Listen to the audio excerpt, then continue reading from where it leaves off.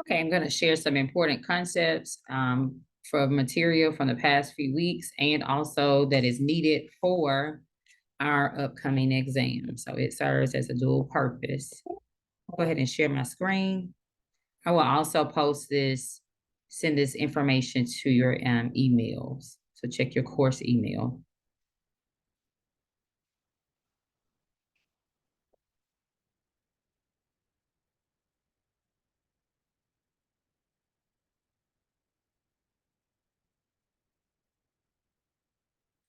So when we're talking about management of terrorism and natural disasters, one of the agents that we hopefully never encounter, but the potential for it to be encountered because it is one of those chemicals of warfare is sarin. It is a nerve agent, and it is very, very toxic. And in the event that we are exposed to it, there is like almost immediate death is expected. So you can expect respiratory distress.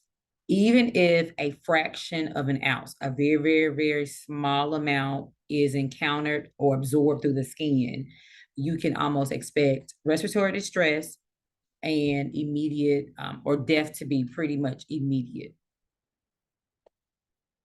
So when we're talking about toxic chemical spills, some precautions and things, some actions, interventions that we want to keep in mind are for toxic chemical spills, clothing and contacts. Everything is considered contaminated.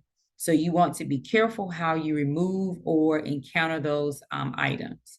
For clothing and contact lenses, they should be removed and discarded. Clothing should be placed in a plastic bag for disposal. The nurse should use tongs to prevent touching of the clothing directly, which we already are taught not to hold, clean linens and things like that next to us. But specifically, make sure that you do not encounter or use some type of tongue device, something, a reacher or something like that, so that you can lessen your chance of coming in contact with whatever the toxic chemical is. The person's contact lenses would need to be removed, their clothing, everything is considered contaminated.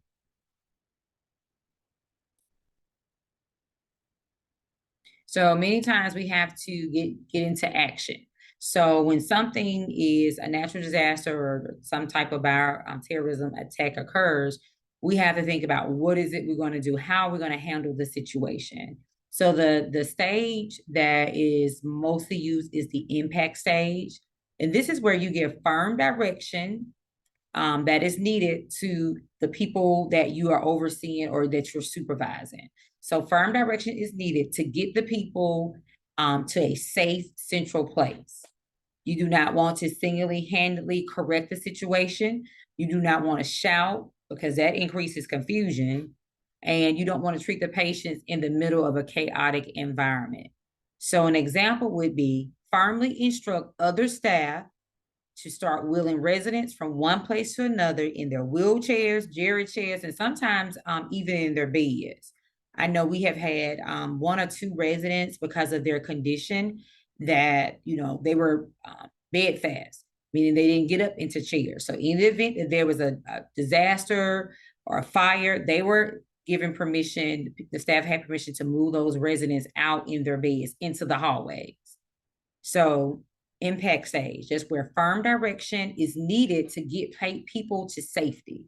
You needed to get that information to them. So an example would be instructing staff firmly, not shouting because that only increases in confusion, but instruct them firmly.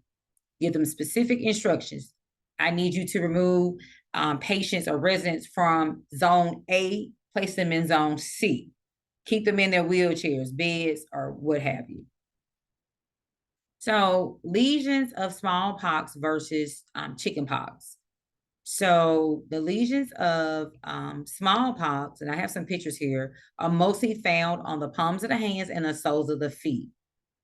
They usually appear first, this is for smallpox, usually in the oropharynx, followed by the face and then the extremities, and then they spread to the trunk. Now for chickenpox, these lesions are usually all over the chest, the back, the face, and they spread over the entire body. So the difference with the lesions for smallpox versus chickenpox, for smallpox, you will initially most likely see it on those hands and the soles of the feet. Well, unlike chickenpox, they're over most of the torso, the chest, the back, in those areas. So again, with natural disasters or bioterrorism, we have to worry about safe drinking water. So what can we do to ensure that the water is safe? We can boil the water. You can add household bleach to the water, and also remove water from hot water heaters.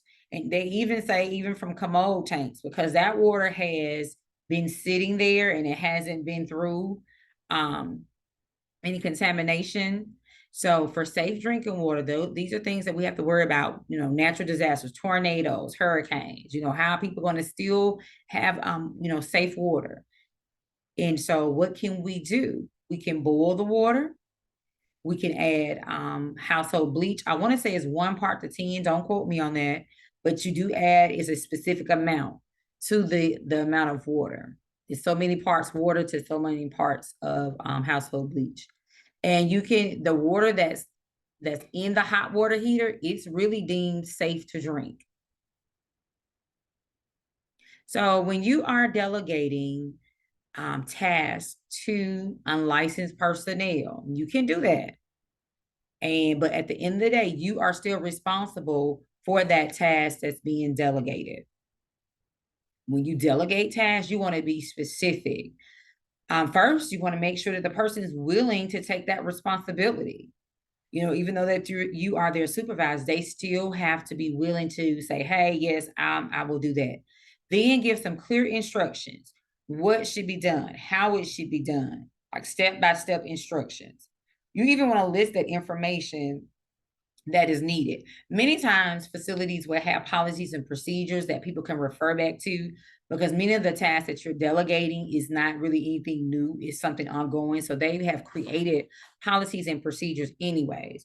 But first, you want to make sure that the CNA, the nursing assistant, is willing to take responsibility, and then be specific with the instructions about what you want them to do, the steps to take to complete the task.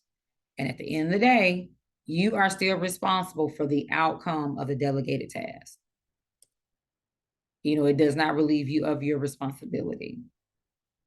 Type 2 diabetes uncontrolled. We do know diabetes, people can live long, healthy lives with it as long as it's managed, keeping those glucose levels under control. But the result of it being uncontrolled or out of control, a person might have recurrent infections. We already know that with diabetes, there is the potential for slow wound healing. And so that can even further it even more.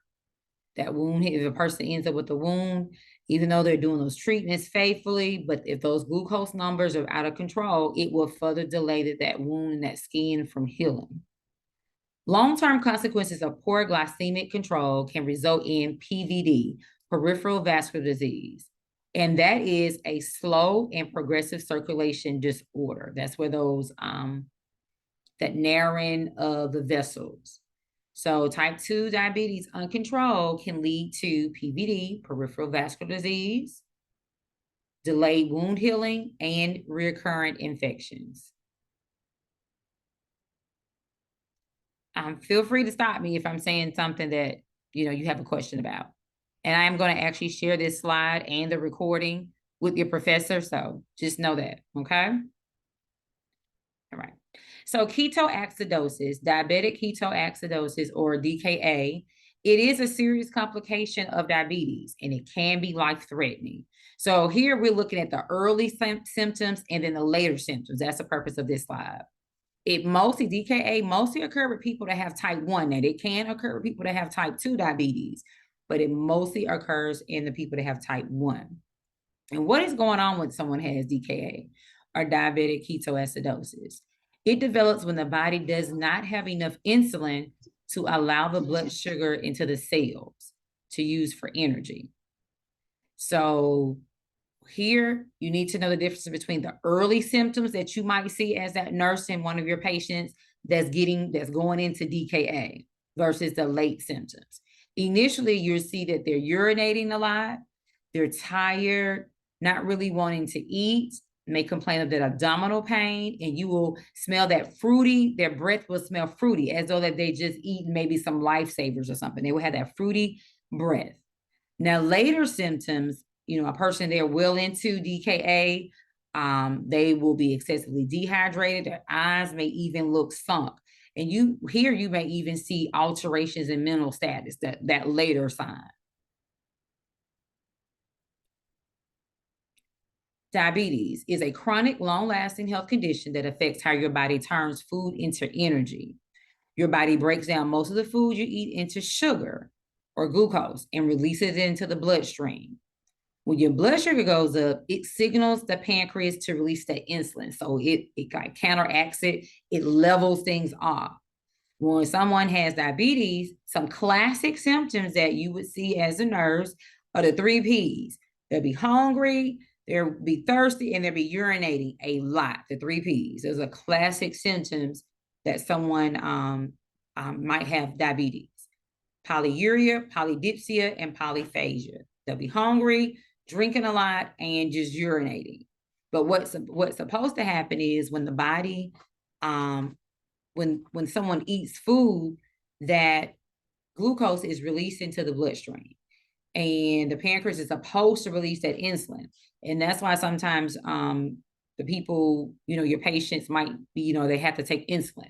Sometimes it's control. Initially, they'll try to start the person off with diet control and oral medication. But sometimes that doesn't work, and they have to add the insulin shots, the injections. So type 2 diabetes management, some priority changes. So if you are providing education to someone that has type 2 diabetes, you will want them to try to reduce the weight and exercise, try to increase their physical activity.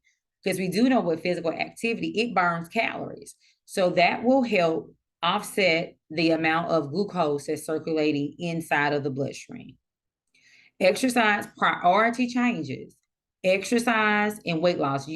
This slide is speaking to providing the educational piece to someone that has diabetes. Your goal is to reduce the weight and to increase their physical activity. And what that does is restores those blood glucose levels back to normal and help maintains it. It kind of like has that counter effect. So if they're eating, do a little exercise, a little physical activity, nothing hard, and intense, but to offset or to level off those glucose levels. Now, some other management of type 2 diabetes is you do want to recommend that they get their annual eye exams, because we do know if those glucose levels are not controlled, it can also affect eyesight. So those they can do in the eye exam, they can detect whether or not diabetic retinopathy has actually set in. So you want to encourage them to do their eye exams.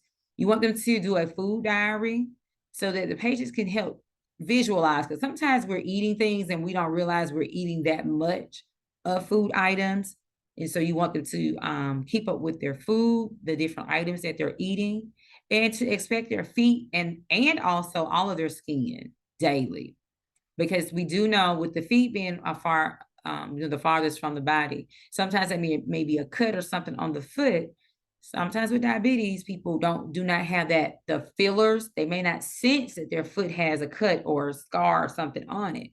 And so you want to encourage them to get that mirror, look at those feet daily, and also the rest of their skin. But priority changes to help manage type 2 diabetes, the person, you want to encourage them to exercise and do the weight loss.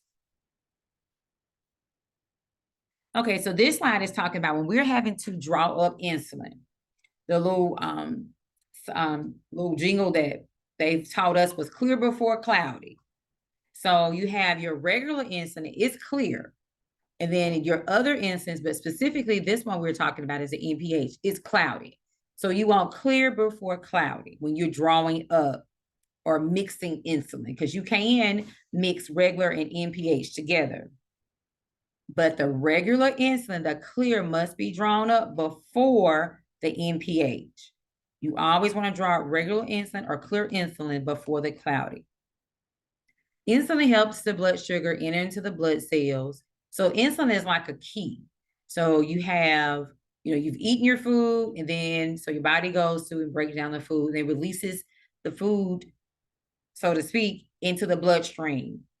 And so the glucose level goes up. So the pancreas is supposed to release that insulin. But a person that has diabetes, their pancreas might not be working like it should. So a person might have to take insulin in order to help restore that blood sugar level so it can stay level. So in the event that a person is taking regular insulin and NPH, they both can be administered in the same syringe, but you must draw up that clear insulin before the cloudy. Okay, this Lispro insulin. So just some facts about it. It has an onset of 15 minutes. So it will start working like 15 minutes after it has been administered. Then it's gonna continue to work, but it's gonna peak at its ultimate level 1 to 2 hours after it has been administered. And then it stays in that body and continues to work for up to 5 hours.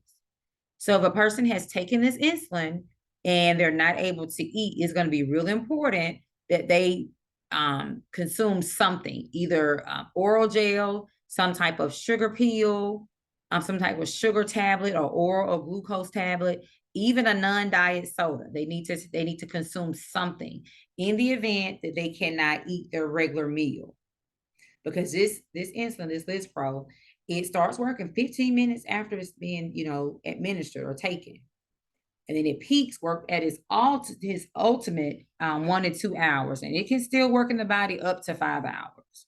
So it's going to be really important that person, if they're not able to eat their meal and they've already taken this insulin, that they consume something to balance it out. Because otherwise, they're going to bottom out. The glucose level is going to drop. So if the person will eat after taking the insulin, or if they can't eat a meal, take some kind of sugar tablet or oral glucose tablet or some kind of oral gel or non-diet soda, that will help. On sick days, a person that has type 2 diabetes should expect to do frequent blood sugar checks just to ensure that glucose is staying at around a nice normal level. Because when someone's sick, it depends on what they're sick with. Those levels might spike or they might drop. So a person that has diabetes, on their sick days, you should be teaching them or instructing them, hey, you want to start checking your blood sugar, more frequently, just to see where you're at. And they should take their regular insulin dose. So some complications of diabetes, we talked about that earlier, is decreased wound healing. All skin should be inspected, but they particularly tell people to make sure they're looking at their feet. Get that mirror, sit down, and inspect those feet. If there's an alteration in the skin, the nurse should cover the area with a clear occlusive dressing to protect it from further scratching or insult and infection. Then you want to document, notify the healthcare provider, and see what kind of treatment is recommended. But you want to get that area protected. So you want to cover it with that clear occlusive dressing, because we do know that decreased wound healing is a complication of diabetes. So we can help, that wound or that skin out by going ahead and getting it closed, then notifying the doctor and getting that treatment order going. Okay. So let's talk about hypertension or high blood pressure. Now, high blood pressure's nickname is the silent killer because, people don't know that they really have high blood pressure or hypertension unless they check their numbers. Someone might have a headache here and there, but for the most part, you do not know you have hypertension or your body is being negatively affected by it unless you check your numbers. So high blood pressure, also called hypertension, is where that force inside of those vessels is abnormally high. Usually hypertension is defined as a blood pressure that's above 140/90. And it does take more than one blood pressure measurement, before the doctor or the healthcare provider will say that someone has high blood pressure or hypertension.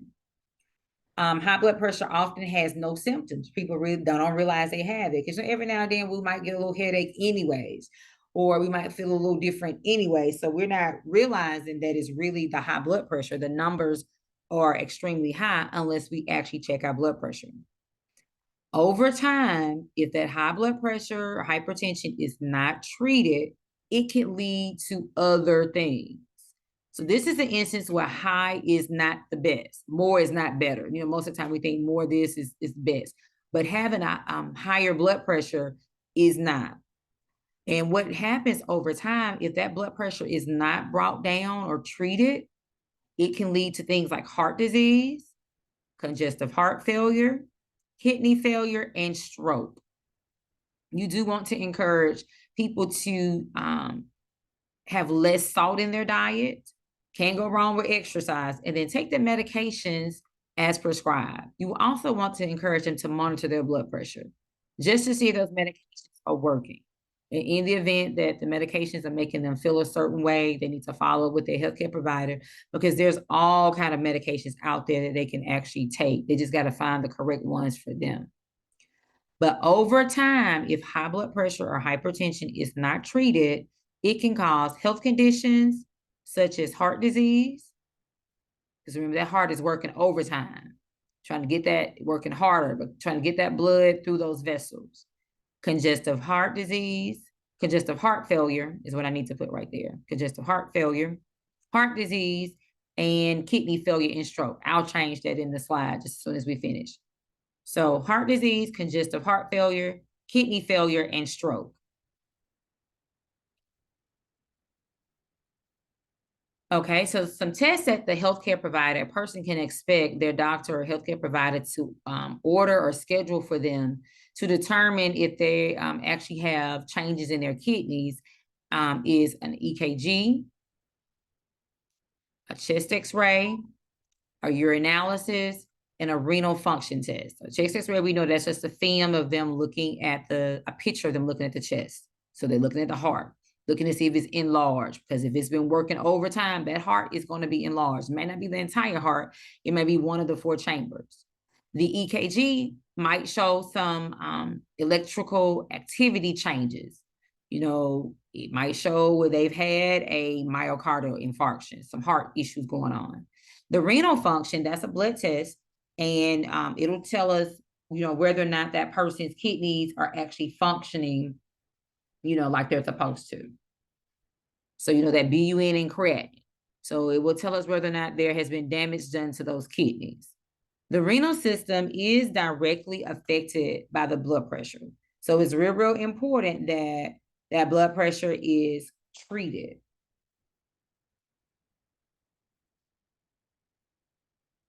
So we do know loop diuretics, that is one medication or type of a class of medications that, the doctor, healthcare provider may prescribe for that person.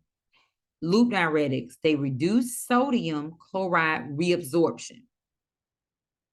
So this is achieved by inhibiting the sodium potassium chloride carrier.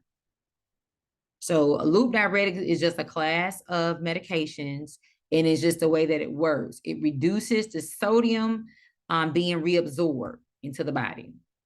So loop diuretics are potent. So what they do, they waste potassium. So they help one thing, but then they cause something else to go, the potassium levels not to be what they should be.